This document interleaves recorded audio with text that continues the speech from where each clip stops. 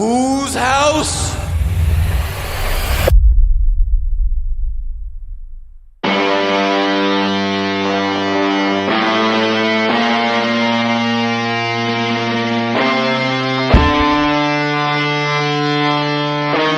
Whose house is it?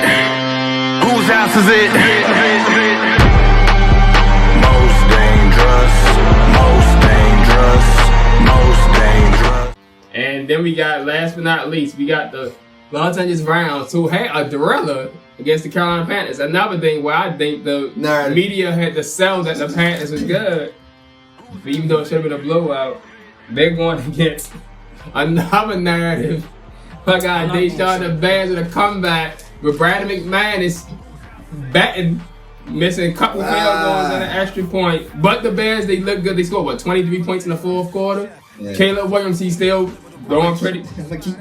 Caleb Williams is looking good. He's looking good. So my thing is, will the veteran Super Bowl champion Matthew Stafford lead the Rams to a victory at the cold Soldier Field, 0 degrees wind chill?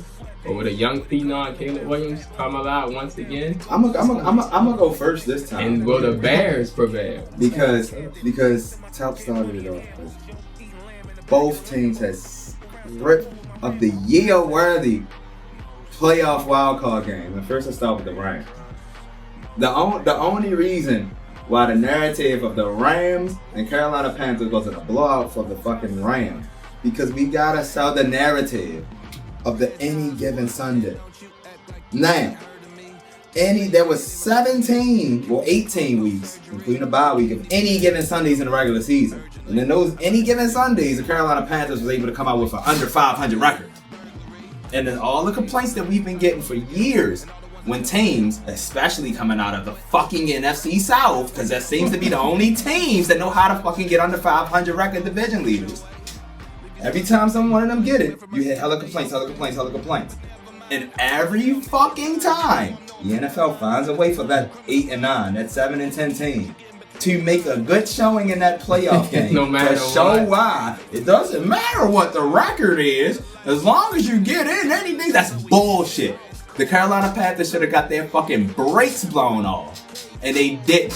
They sold the whole thing. Chuba Hubbard and Jalen Coker getting late catches. Matthew Stafford just throwing picks all over the field. Like the nigga ain't just go on a long ass streak without throwing picks. It's bullshit. Now let's get to the Bears. Niggas read the script. We read it beforehand. The Bears wasn't gonna lose. This was round 3 between Packers and Bears. There was no Micah Parsons. Coincidentally, Dan Orlovsky's fucking prediction that the Packers were gonna come out and get busy started out good because the Packers came out dominate. Then, as I always say, when you get to the second half, at halftime, it's like the coach reads out a script of all the stats and then says the script is for the script's from Romeo Dobbs, so you can have 6 catches. You got 5, so you can only get 1 more in the second half. Somebody else might have to step up because Romeo can't catch. Jordan, don't run the ball no more. It's like they tell these guys go out here and forget how to play the game, and that's what the Packers did. Bears came up that bitch looking like, all right guys, we did a great job going with the script to make it look like we was bums. Now let's show them why we're the Chicago Bears and we're Ben Johnson. Everything was a full circle. It was a comedy. It's like we was getting the ass kicked the whole fucking match, then come back for the win. I mean, it was beautiful. I mean, you know, tell them now we had Bears, we had Rams. Unless they want a redemption, NFL wants a redemption of its own to show why they were advertising Caleb Williams so drastically over Jaden Daniels last year and why Jaden Daniels ended up being in the NFC Championship. It's the only way I see Caleb Williams and the Bears going to the NFC Championship. If they want to make up and be like, see, Caleb's the number 1 pick and he made it to the NFC Championship the next year. So we can stop all that Jaden Daniels should have been first. That's the only way I see it. Because at the end of the day, the Bears defense is good. The way that offense play, I gotta wait till the second half to have a miraculous comeback every fucking time. I'm going with the Rams, bro. I'm going with the Rams. I know what the script writers got cooking up. That's the final game of the weekend, right? You know they got something cooking up for that game. They know from Soldier Field, man. Don't let Chicago lose the divisional game. Shaq right now. It's like, no. Come on, yeah. I'm going with the Rams. I think it's gonna be a close one. Cold, frigid weather. In Soldier Field. That's a cold frigid weather. In Soldier Field, but some way, somehow, Matthew Stafford and the Rams gonna pull it out and get the big. Like, it just, what sounds better to y'all? The Seahawks versus the Bears in the NFC Championship, or the Rams versus the 49ers? I mean, come on! And maybe they can do it with the running game since they're using Blake Corum now. You got Kyron Williams. Maybe they run the ball more since it's going to be so cold. Maybe.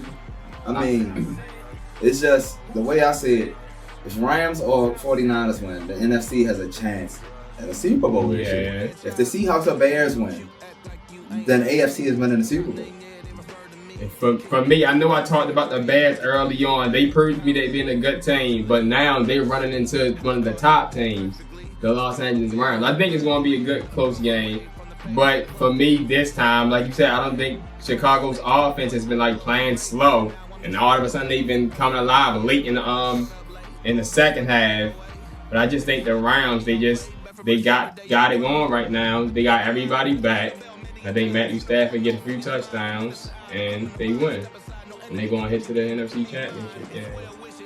So those are our predictions for the 4 divisional games. And now we can get into some of the storylines from the previous week, from the wild card weekend.